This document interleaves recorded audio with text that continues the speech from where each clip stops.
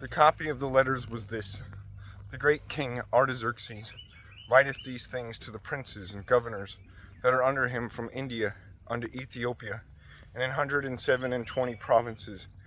After that I became lord over many nations, and had dominion over the whole world, not lifted up with presumption of my authority, but carrying myself always with equity and mildness. I purpose to settle my subjects continually in a quiet life, and making my kingdom peaceable, and open for passage to the utmost coast, to renew peace, which is desired of all men. And when I asked my counselors how this might be brought to pass, Ammon, that excelled in wisdom among us, and was approved for his constant good will and steadfast fidelity, and had the honor of the second place in his kingdom, declared unto us that in all nations throughout the world there was scattered a certain malicious people that had that had laws contrary to all nations, and continually despised the commandment of kings, so as the uniting of our kingdoms, honorably intended by us, cannot go forward.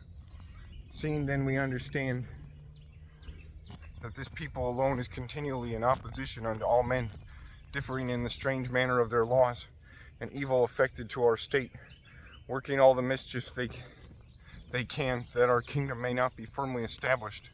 Therefore have we commanded that all they that are signified in writing unto you by Ammon, who is ordained over the affairs, and is next unto us, shall all, with their wives and children, be utterly destroyed by the sword of their enemies, without all mercy and pity, the 14th day of the 12th month, Adar, of this present year, that they who of old and now are malicious, may in one day with violence go into the grave, and so ever hereafter cause our affairs to be well settled and without trouble. Then Mordecaius thought upon all the works of the Lord, and made his prayer unto him, saying, O Lord, Lord, the King Almighty, for the whole world is in thy power, and if thou hast appointed to save Israel, there is no man that can gainsay thee. For thou hast made heaven and earth, and all the wondrous things under the heaven.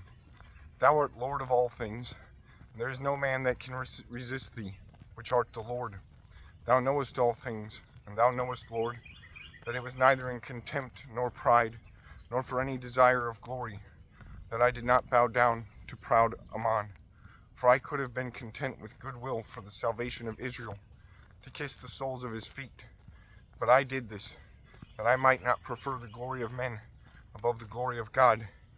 Neither will I worship any but thee, O God, neither will I do it in pride.